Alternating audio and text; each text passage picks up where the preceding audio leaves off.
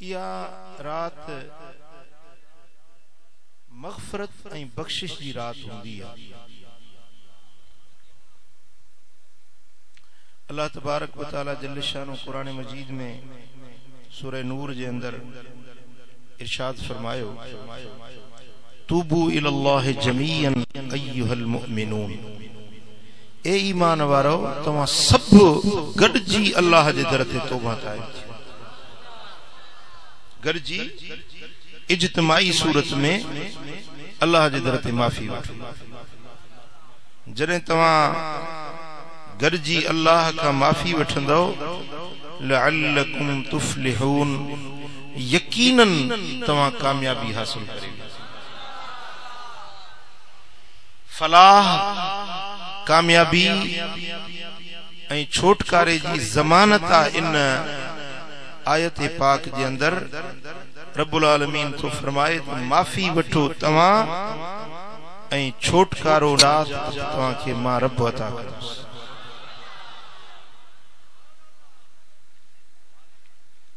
इते जमीअन मजा बी मुराद इहा है त सब गुनाहन खां तौबा कयो। हिकड़ी माना है त सब गॾिजी तौबा कयो इज्तिमाई तरह। बी माना इहा है त तव्हां सभिनी गुनाहन जी माफ़ी वठो। ईअं न त हिकड़े गुनाह जी माफ़ी वठो ऐं ॿियनि गुनाहन ते वरी गंढ ॾेयूं बीठा हुजो, बल्कि तव्हां सब गुनाहन जी अल्लाह खां माफ़ी वठो।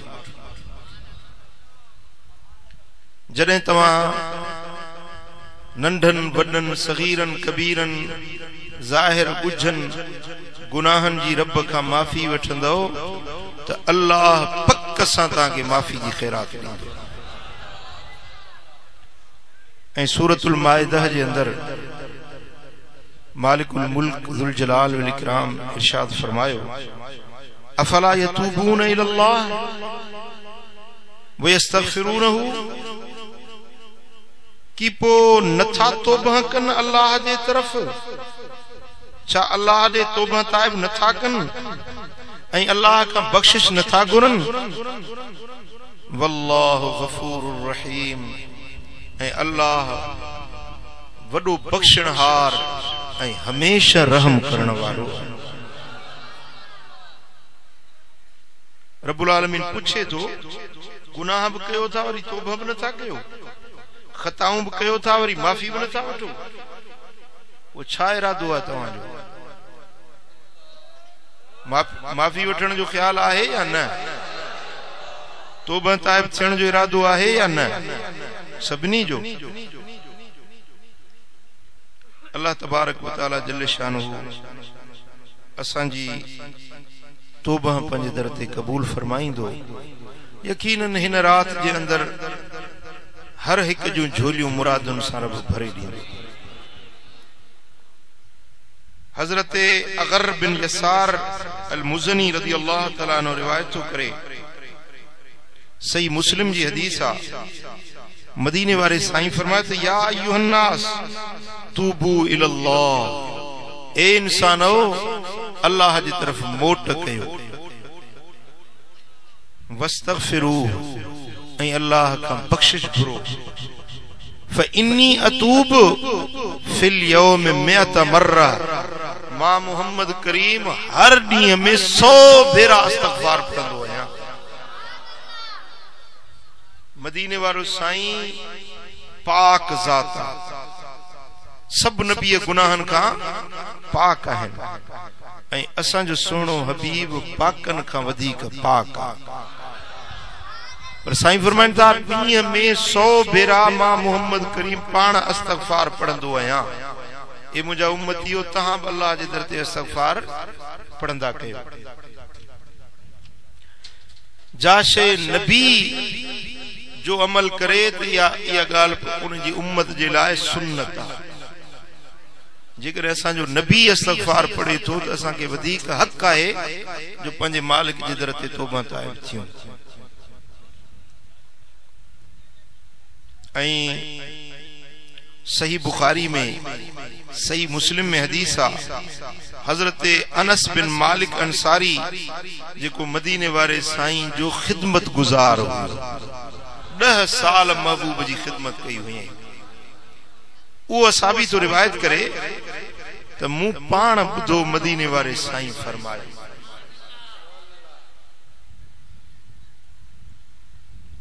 अल्लाह अफरह बितौबत अब्दिही मिन अहदिकुम सकत अला बईरिही वक़द अदल्लहु फी अर्दिन फलात। जने को बानो तौबह ताइब थिए तो त अल्लाह उन जे तौबह करण ते खुश थिए तो। अल्लाह ताला खुश थिए तो। उन जो अजीब मिसाल अल्लाह ताला दिनो आए किए खुश तो थे। सही मुस्लिम जा लफ्ज हैं अल्लाह अशद्दु फरहन बितौबत अब्दिही हीन यतूबु इलैहि मिन अहदिकुम कान अला राहिलतिही बिअर्दिन फलात। अल्लाह ताला तव्हां मां को बि माण्हू जॾहिं तौबह ताइब थिए थो त उन तौबह ताइब थियण ते अल्लाह ताला ईअं खुश थो थिए जो मदीने वारे साईं मिसाल ॾिनो आहे। पुट हेॾे ध्यानु कजो, हबीबन करीमन हिकिड़ो मिसाल ॾिनो आहे त जीअं तव्हां मज़ा को माण्हू कंहिं सवारी ते उठ या घोड़े ते चढ़ियल हो झंग में आयो, वो झंग में उन जो उठ गुम थी वियो। उन जे उठ ते उन जो खाधो पीतो पानी जी खली मानी सफर जो सामान सब उठ ते रखियल हो। हिकिड़ो झंग बर, हिकिड़ो को माण्हू न को मददगार। हाणे जेको खाधे पीते जो सामान हुयो सवारी जे मथां अचानक उहा सवारी गुम थी वई। बुधायो तो यो मानू परेशान होंदो या न जी। खाधो भी वियो पीतो भी वियो मंजिल भी डिगी विच रस्ते में। हाणे यो मानू परेशान थींदो या न थींदो? ये मायूस थी वण जे हेठां सुम्ही पियो बस हाणे मरी वेंदुसि। मौत अखियुनि सां तो नज़र अचे, बचण जी उम्मीद कोन्हे का। न पानी आ न मानी आ न सवारी आ न मंजिल आ न को रस्ते जी ख़बर आ। पंहिंजे जिंदगी का मायूस थी वियो। मायूस थी ऐं वण जे हेठां सुम्ही पियो चई त बस हाणे मौत आ अखियुनि जे अॻियूं। लेटियो वरी जो अख खुलियसि त ॾिसे त सुभान अल्लाह सवारी बि बीठी आ, मानी बि पाणी बि हर शइ मौजूद। हाणे ॿुधायो त इहो ख़ुशि थींदो या न थींदो जी? केतरी खुशी थींदसि ॼण इन माण्हू खे जिंदगी नई मिली। उन खुशीअ में चवे थो त या अल्लाह तूं मुंहिंजो रब आहीं, मां तुंहिंजो बानो आहियां। चवे ईअं थो पर खुशीअ में ख़बर नथी पए। खुशी में माण्हू बेवस थी वेंदो आहे। घणी खुशी इंसान न सही सघंदो आहे, घणो राहत बि इंसान न सही सघंदो आहे। घणी खुशी में पोइ चवे थो ए अल्लाह मां तुंहिंजो रब आहियां, तूं मुंहिंजो बानो आहीं। खुशीअ में ख़बर नथी पवे। चवण छा पियो चाहे त या अल्लाह तूं मुंहिंजो रब आहीं, मां तुंहिंजो बानो आहियां। हदीस जा लफ़्ज़ त ॿुधो न। हाय हाय हाय अल्लाहुम्मा अंत अब्दी व अना रब्बुक। ए अल्लाह तूं मुंहिंजो बानो आहीं, मां तुंहिंजो रब आहियां। खुशी में ये तो चवे, हालांकि अख्ता मिन शिद्दतिल फरह, घणी खुशी जे करे लफ्ज़न की गलती करे वेठी। चवे ये पियो त या अल्लाह मां तुंहिंजो बानो आहियां, तूं मुंहिंजो रब आहीं। पर खुशी में छा चई वेठो त मौला तूं मुंहिंजो बानो आहीं, मां तुंहिंजो रब आहियां। इन माण्हू खे एॾी खुशी थी आहे, एॾी खुशी थी आहे जो खुशीअ में इन जो होश कम नथो करे, एॾो खुशीअ में मसरूर थी वियो आहे। मदीने वारे साईं फरमायो त तव्हां मां को माण्हू जॾहिं अल्लाह जे दर ते तौबह थो थिए त इन खुशीअ वारे माण्हू खां बि अल्लाह वधीक ख़ुशि थो थिए। अल्लाह अकबर कबीरा। केॾो त करीम आहे, केॾो त असांजो रब असां ते बाज वारो आहे जो गुनाह बि असां कयूं, बेफरमानियूं बि असां संदसि कयूं, वरी जे मोटऊं त रब ख़ुशि थिए त मुंहिंजा मलाइको ॾिसो मुंहिंजो बानड़ो रुलियल भुलियल वरी मुंहिंजे दर ते मोटियो आहे। अॼु मूंखे पक्का त तव्हां जेकी बि गॾु थिया आहियो तौबह ताइब थियण जे लाइ पक्का तवा छाजे ला गड थे आयो अल्लाह जे दर ते माफी वठण जे ला तौबा ताइब थियण जे ला पो तवा अंदाजो लगायो त अल्लाह केडो अजु खुश थींदो हिन जमात के दिसी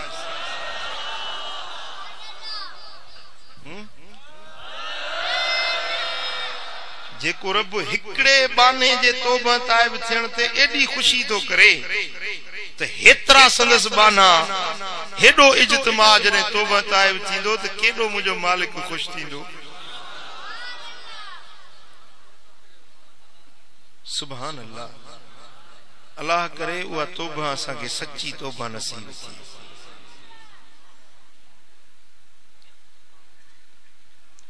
सही मुस्लिम में हदीस आ हजरत अबू मूसा अब्दुल्ला बिन कैस अशअरी रज़ी अल्लाह तआला अन्हु रिवायत करे तो मदीने वाले साईं फरमायो इन्नल्लाह तआला यबसुतु यदहु बिल्लैल लियतूब मुसीउन नहार जने रात थींदी आ त अल्लाह पंजे सखा जो हथ खोलींदो आ त ॾींहं जे गुनहगारन के रात जो माफी ॾेई छॾी जेके ॾींहं जो खताऊं कई रात जो रब हथ खोलींदो आ पंजे सखा जो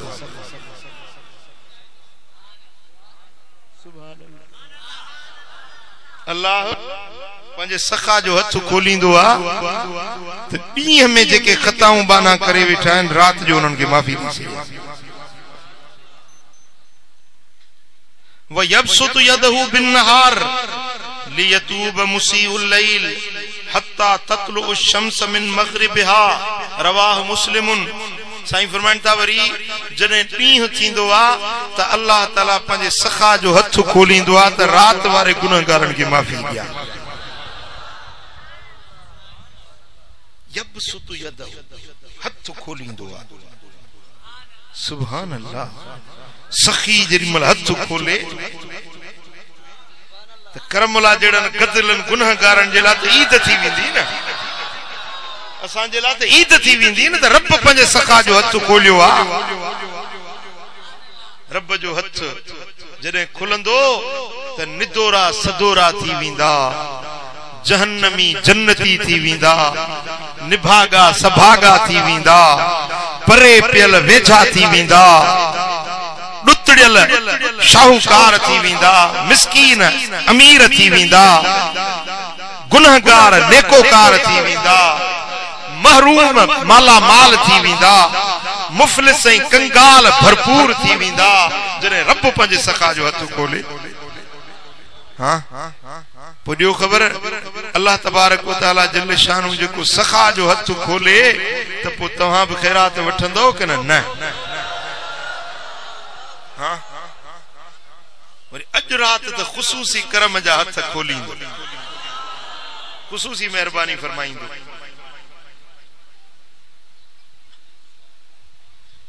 इहो सिलसिलो हलंदो रहंदो तां जो सिज ओलह खां उभरी पुढे जने क़यामत थींदी न त क़यामत खां अॻु में क़यामत जी हिकिड़ी निशानी आ त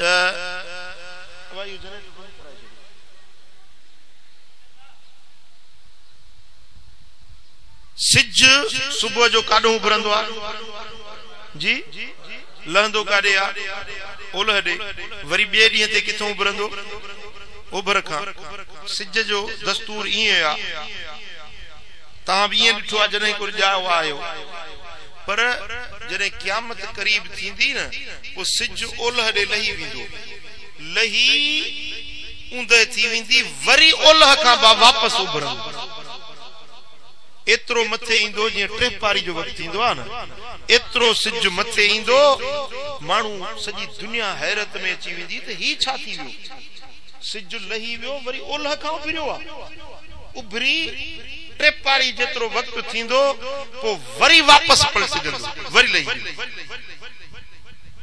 इहा क़यामत जी निशानी हूंदी ऐं ओलह पासे ॾांहुं हिकिड़ो तोबह जो दरवाज़ो आहे जंहिंजी कुशादगी 500 सालनि जो मुफ़ासिलो आहे केतिरो 500 सालनि जो मुफ़ासिलो वो तोबह जो दरवाज़ो खुलियल आहे जॾहिं सिज ओलह खां उभरंदो हाणे उहो तोबह जो दरवाज़ो बंदि थी हाणे कंहिंजी बि तौबा क़बूल न थींदी, कंहिंखे माफ़ी न मिलंदी, भली रोए रड़े, भली इल्तिजाऊं करे, आज़ियूं करे, पर माफ़ी न मिलंदी। पुट ख़बर न आहे त वो कॾहिं ओलह खां सिज उभरी पवे, का गारंटी न आहे त कॾहिं उभरंदो।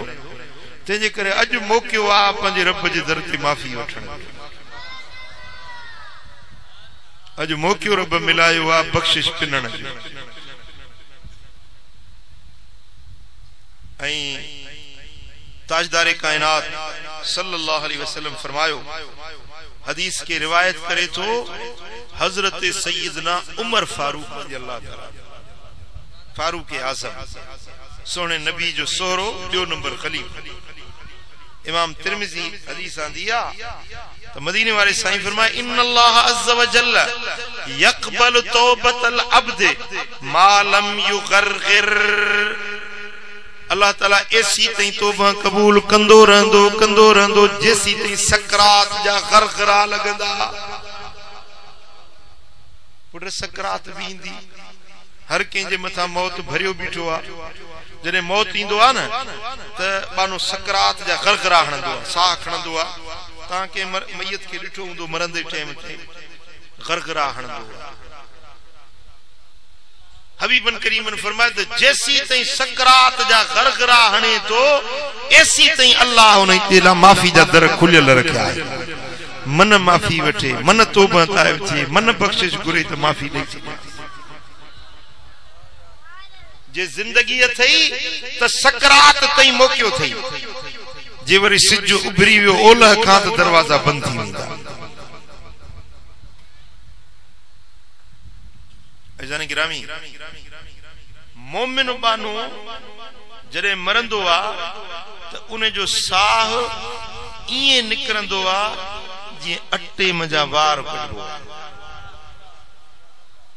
ऐं मुनाफ़िक ऐं काफ़र जॾहिं मरंदो आ त उन जो साह ईअं निकिरंदो आ जीअं पुराणो कपिड़ो, फाटल पुराणो भुतो कपिड़ो, बेर जी ढंगरी विझी ऐं छिक ॾिजे त उन कपिड़े जो हाल छा थींदो जी? पुरज़ा पुरज़ा, चीहूं चीहूं, ज़र्रा ज़र्रा, रेज़ा रेज़ा थी वेंदो। ईअं इज़राइल उन जे अंदर खे रेज़ा रेज़ा करे छॾींदो। रब करे छल ईमान वारो मौत नसीब थी। रब छल असां सभिनी खे मौत जी सख्ती खां बचाए। जेसी ताईं इंसान ते या सकरात तारी थी थे तेसी ताईं अल्लाह ताला जल्ल शानो पंहिंजे माफ़ी जा दर बाने जे लाइ खुलियल रखिया। चओ सल्लल्लाहु अलैहि या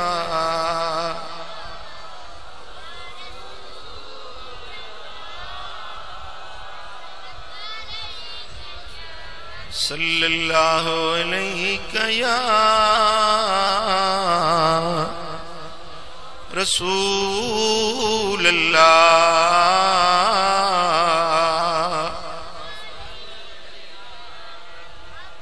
सल्लल्लाहु अलैहि या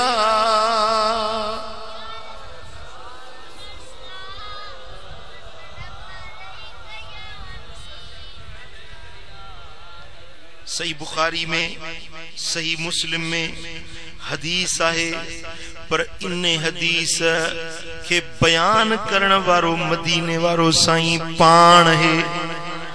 हुजूर था फरमाइन त इहा गाल मूं पंहिंजे रब खां ॿुधी। हाणे हूअ हदीस पहिरीं ॿुधई त हज़रत उमर चयो त मूं मुस्तफ़ा खां ॿुधी। हज़रत उमर चयो त मदीने वारे साईं हीअं फरमायो, पर हीअ हदीस अहिड़ी आहे जेकी हदीस कुदसी सरबो। हुजूर फरमाइन था त मूं पाण पंहिंजे रब खां ॿुधो, मुंहिंजे रब मूंखे फरमायो। सुभान अल्लाह, अल्लाह तो फरमाए। रब छा तो फरमाए? अज़नब अब्दुन ज़ंबा, जॾहिं को मुंहिंजो बानो गुनाह तो करे, फ़क़ाल अल्लाहुम्मा ग़फ़िर ली ज़ंबी, पूछे तो ए मुंहिंजा अल्लाह मुंहिंजो गुनाह बख्श। गुनाह करे वेठो, खता थी वियसि, पोइ छा तो चवे? ए अल्लाह मुंहिंजो गुनाह बख्श। فقال الله تبارك وتعالى أذنب عبدي ذنبا فعلم أن له ربا يغفر الذنب ويأخذ الذنب ثم عاد. रब तो फरमाए त मुझे बाने गुनाह करे वेठो पर मुझे बाने के खबर आ त मुझो रब बख्शण हारा. मुझे बाने के पक्का त माफी वठण वारे के मुझो रब बख्शींदो आ. ऐं जे माफी न वठजे त रब गुनाह जे करे पकड़ कंदो आ. बाने के पक्का त तौबा ताइब थियण वारे जे ला माफी आ. तौबा न करण वारे जे ला वठवा पकड़ा गिरफ्ता. मुझे बाने के मुझे मु रब जे इन्हनि अखलाकन जी खबर आ त मां माफी भी दींदो आहियां. तौबा न करण वारन के वठ भी कंदो आहियां. इन्हे जे करे अजो मुझो बानो खता करे वरी मुझे दर ते माफी वठण आयो आ. ए मलाइको मूं पंजे बाने के बख्शे छड्यो. माफी ॾिनी मास. सुभान अल्लाह. वरी सुम्मा आदफ अज़नब वरी मोटी वरी गुनाह कयई. माफी भी वरतई वरी गुनाह कई. फकाल ऐ रब इग़फिर ली ज़ंबी. मौला वरी गुनाह करे वेठो आहियां वरी मूंखे माफी ॾे. त रब इए न चवंदुसि त हींअर जो माफी वरतई वरी छो तौबा भगई वरी छो गुनाह कई. रब इए न चवंदुसि. साईं फरमाइनि था अज़नब अब्दी ज़ंबन. मुझे बाने गुनाह कयो ऐं ख़बर अथसि मुझो रब बख्शण हारा. तॾहिं त मुंहिंजे दर ते मोटियो आहे. खबर अथसि त तौबा न कंदुसि त रब गुनाह जी सज़ा ॾींदो. तॾहिं त मुंहिंजे दर ते मोटियो आहे. मलाइको तव्हां शाहिद थियो मूं रब वरी बि बख्शियोमांसि. सुभान अल्लाह. पोइ ईअं गुनाह कंदो रहे वरी माफ़ी वठंदो रहे. वरी गुनाह थी पवेसि वरी माफ़ी वठे वरी गुनाह थी पवेसि वरी माफ़ी वठंदो रहे. मां अल्लाह उनखे वरी वरी माफ़ियूं ॾींदो रहंदुसि वरी वरी बख़्शींदो रहंदुसि. मिसाल अब्बो केॾो प्यार वारो आहे. अम्मड़ केॾी प्यार वारी आहे. जे ग़लती करे वियो हिकिड़ो भेरो बख़्शींदी ॿियो भेरो बख़्शींदी टियों भेरो माफ़ी ॾींदी. आख़िर कावड़ बि छोरा तो मज़ाक खणी ॿधी आहे. वरी वरी ख़ताऊं करे वरी वरी बेफ़रमानियूं करे वरी तो अची माफ़ी वठी. मुर्शिद केॾो बि मेहरबान आहे. हिकिड़ो भेरो मुरीद खे बख़्शींदो ॿियो भेरो बख़्शींदो टियों भेरो बख़्शींदो. आख़िर कावड़जी पवंदो त तूं कहिड़ो मुरीद आहीं. तूं कहिड़ो बेफ़रमान मुरीद आहीं. आख़िर छिड़बींदुसि झिणकींदुसि लूह ॾींदुसि. पर क़ुर्बान मुंहिंजा करीम रब तुंहिंजे करम तां क़ुर्बान वञा. क़ुर्बान तुंहिंजे एहसाननि तां तुंहिंजे थोरनि तां मां सदके वञा. मुंहिंजा रब कॾहिं मेणो कोन ॾींदो आहे कॾहिं तानो कोन हणंदो आहे. कॾहिं ईअं कोन चवंदो आहे त हेतिरा गुनाह करे हाणे वरी कहिड़ो मोह खणी आहे.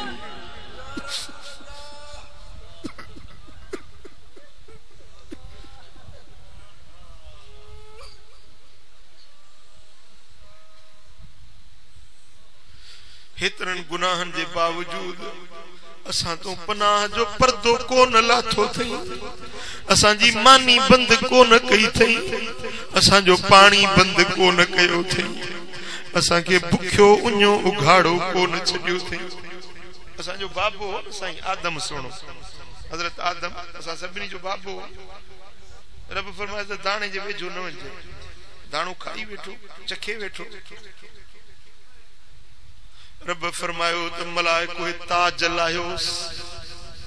बेहिश्त जा ताज छट लाहियोसि. कपड़ा बदलता लाहियोसि.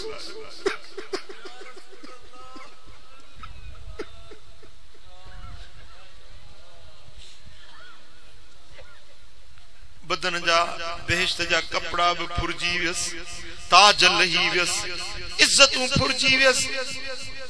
सही शर्मगाह जो उघड़ जाहिर थी पई त कपड़ो न हुजे छा पंहिंजो बदन ढके के वण जे पन जे वेझो वञे वॾा पण जे जीअं दुनिया में तव्हां केले जो पन ॾिठो आहे, वॾो पन हूंदो आहे केले जो, ईअं वॾा वॾा पन वणनि जा कंहिं वण जे वेझो वञे त तूं पन पटे पंहिंजी शर्मगाह ढकियां त उहे वण पोइते हटी वञनि। हज़रत आदम वण जे वेझो वञे, वण पोइते हटी वञे, वणन मां आवाज पियो अचे त आदम खे पन न ॾिजो, आदम खे पन न ॾिजो, जो अल्लाह हिन ते रुठो आहे, मता हिन खे पन ॾियो त रब जी मयार तव्हांजे मथां अची न वञे। वण पोइते हटण लॻनि।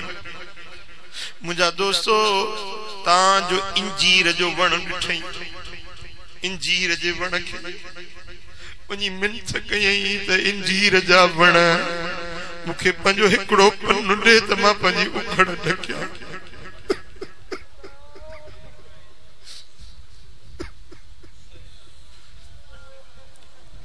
इंजीर वेझो हली आयुसि, पंहिंजा हड़ी पन पेश कयईंसि त जेतिरा पन खपनि मां हाज़िर आहियां। जेॾी महिल इंजीर जे वण हज़रत आदम खे पन ॾिना आहिनि, रब पुछुसि त इंजीर तोखे ख़बर आहे त आदम ते मां रब कावड़ियो आहियां, पोइ तो छो हिन खे पन ॾिनो? इंजीर जे वण ॻाल्हायो, मुंहिंजा मौला मूं आदम खे पन न ॾिनो आहे, पर आदम जे पेशानी में मोहम्मद मुस्तफा जो नूर चिमकी रहियो।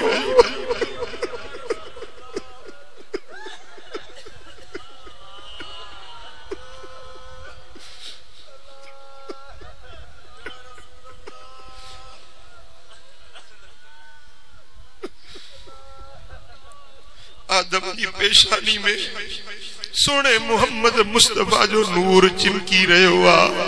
मां उन नूर की इज्जत सुञाती आहे। रब फरमायोसि ओ ज़ैतून मां तोखे बरकत वारो वण थो बणाए छॾिया, जो तो मुझे मोहम्मद जे नूर के सुञातो आ, तोखे सभिनी वणन में वधीक इज्जत वारो बरकत वारो शजरतिन मुबारकतिन ज़ैतूनतिन ला शर्कियतिन वला गरबिय। कुरान सूरह नूर में रब ऐलान करे छॾियो त ज़ैतून जो वण बरकत वारो वण आ, छाजे करे जो इने वण मुझे दिलबर मोहम्मद जो नूर सुञातो हुयो। चो सल्लल्लाहु अलैहि या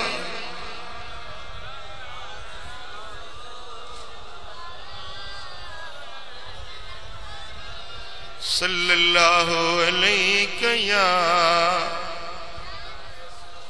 अगर नामे मुहम्मद रा नियावुर्दे शफी आदम, न आदम याफ्ते तोबा न नूह ग़र्क़ नजैना। जेकरे आदम मुझे महबूब मुहम्मद करीम जो वसीलो न वठे हा त न आदम के माफ़ी मिले हा, न नूह जो बेड़ो तरे हा। जे नूह जो बेड़ो तरियो त मुझे लजपाल नबी जे सदके, जे आदम के माफ़ी मिली त मुझे कुर्बदार मुहम्मद मुस्तफा जे सदके।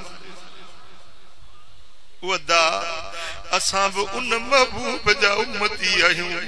अज रात असां भी उन सोने हबीब जो वसीलो वठंदासीं, उन महबूब जो वसीलो वठी दुआ घुरंदासीं। उम्मीद आ बलक पक्का त अल्लाह असांखे जरूर करम फरमाईंदो। चओ अल्लाह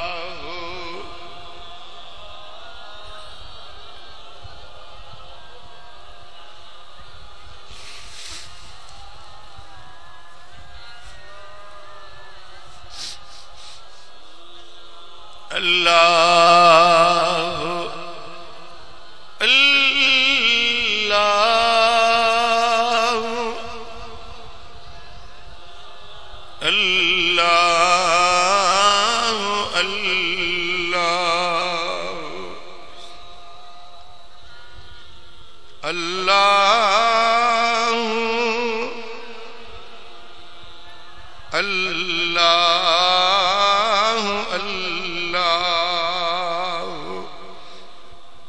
कुल्लु इब्ने आदम खत्ताउन व खैरुल खत्ताईन तव्वाबून।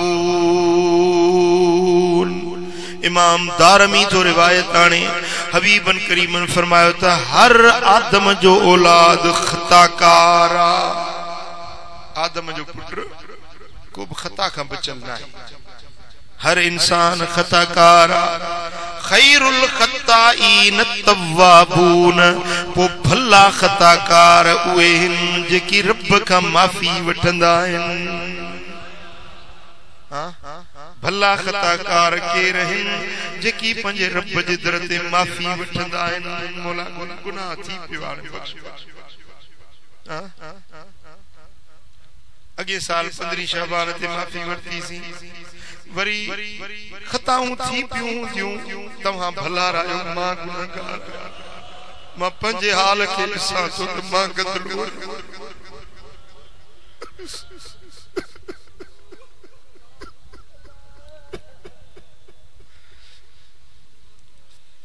अज वरी रब मौक़ो मिलाए थो, अज वरी पंहिंजे रब जे दर ते माफ़ी वठंदासीं। मौला बराबर तौबा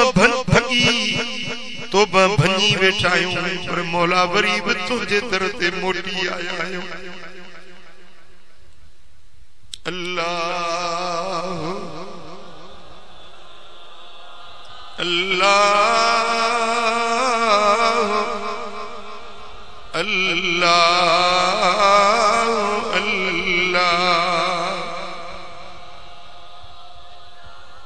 सतुर कर सतार आऊं उघाड़िया आया,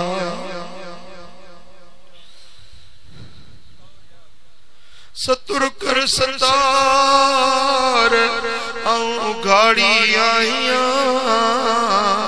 ढकी ढकण हार दई पांद पनाह जो, मकर ढोल ढिलो ना तो निमाणीअ सी, कोने कमीणीअ जो बग़ैर तो बिलो। तुंहिंजो नाम भलो वठियूं वेठड़ी आहियां। अल्लाह अल्लाह अल्लाह। इमाम तबरानी रिवायत साईं फरमाइनि था अत्ताइब मिन ज़ंब कमल्ला ज़ंब लहू।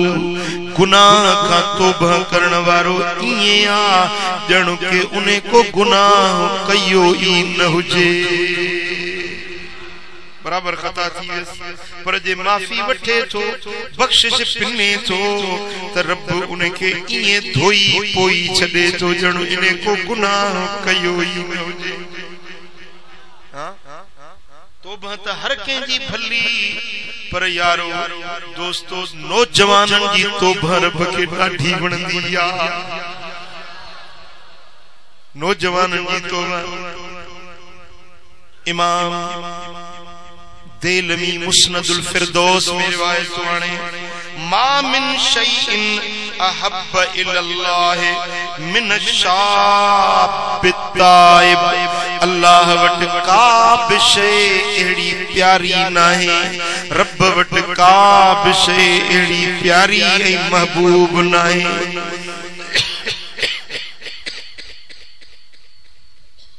अल्लाह वट पूरी कायनात जी का बि शइ अहिड़ी प्यारी नाहे जेड़ो वो गुनहगार रब खे वणे थो। नौजवान गुनहगार जेॾी महिल तौबा करे थो त इहो बानो रब खे ॾाढो वणे थो।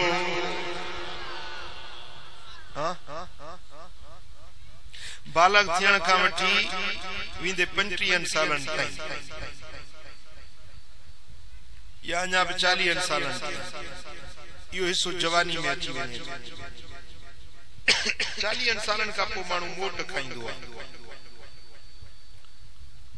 नौजवान बालग थियण खां वठी 40 सालन जी उम्र ताईं जेकॾहिं तौबह ताइब थो थिए त मुंहिंजो रब करीम खे एॾो त वणे थो एॾो त इहो नौजवान वणे थो जो साईं फरमाइनि था अहिड़ी का बि शइ रब खे प्यारी न आहे जहिड़ो इहो नौजवान तौबह ताइब थियण वारो रब खे वणे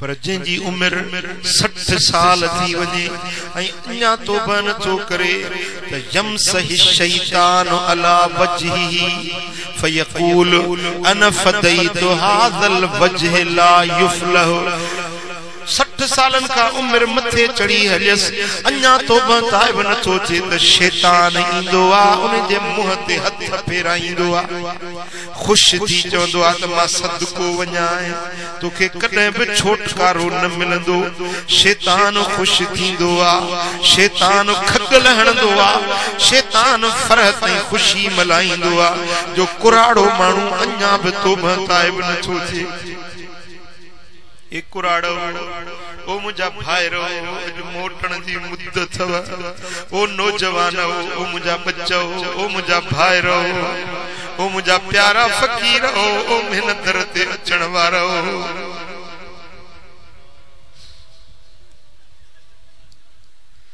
अजो आओ तव्हांखे सजण पाई जी सलाह थो ॾियां ओ मुंहिंजो अमड़ियूं ओ मुंहिंजूं भेनरूं ओ हिन आस्थाने ते अचण वारो अजो नंढा आयो या वॾा सगीर आयो या कबीर मर्द आयो या औरतूं अजो मुझे करीम रब जे दर ते दिल सां माफ़ी वठिजो अजो पांद गिचीअ में पाए पंहिंजे रब जे दर ते सरड़ा कजो त मुंहिंजा मौला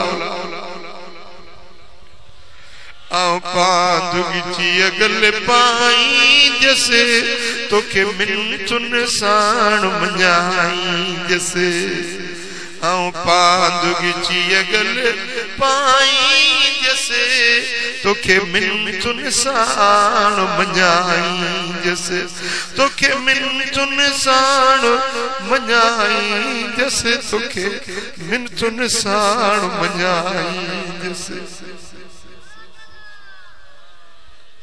कंदे नेठ रहमतूं राणा इंदे मुंह बचने सब माणा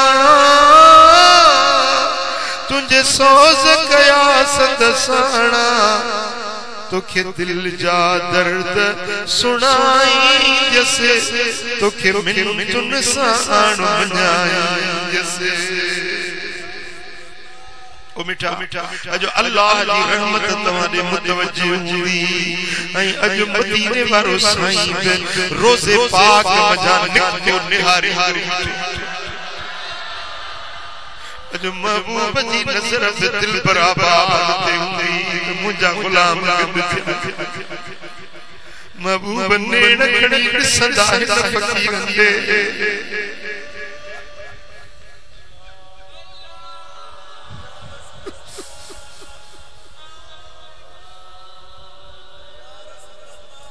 वो तू ये अर्ज कजा मैनू को जीवे न छड़े तू सब भलियां दे हथ लजवे मैनू को जीवे न छड़े मैनू को जीवे न छड़े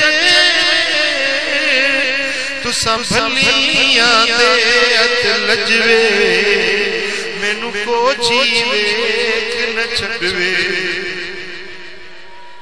असा छड़ना तेरा करना तेरे दरवाजे ते मरना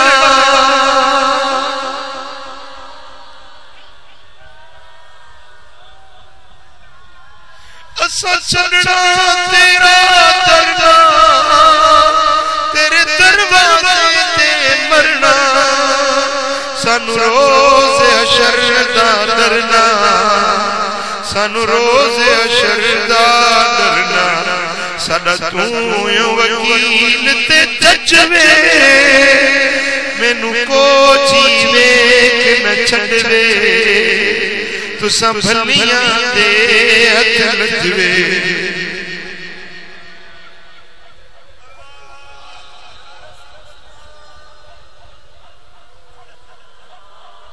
साडा तुहाडी ज़ात ते माणे तेरा मुख जीवे कुरान तेरा मुख जीवे कुरान तेरी दीद करा रज रज तेरी दीद करा तेरी दीद करा तेरी दीद करा रज रज तू संभलियां दे हथ नजवे तू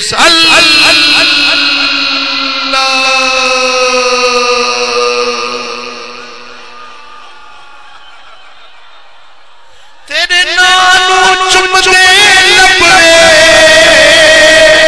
विचों दिसदा सानू रबे हथ बध के नाल अदब दे हथ बध के नाल अदब दे हथ बध के नाल अदब दे हथ बध के नाल अदब दे ओ तेरी दीद करा रज रजवे तेरी दीद करा रज रजवे तू संभलियां दे हथ नजवे तू संभलियां दे हथ नजवे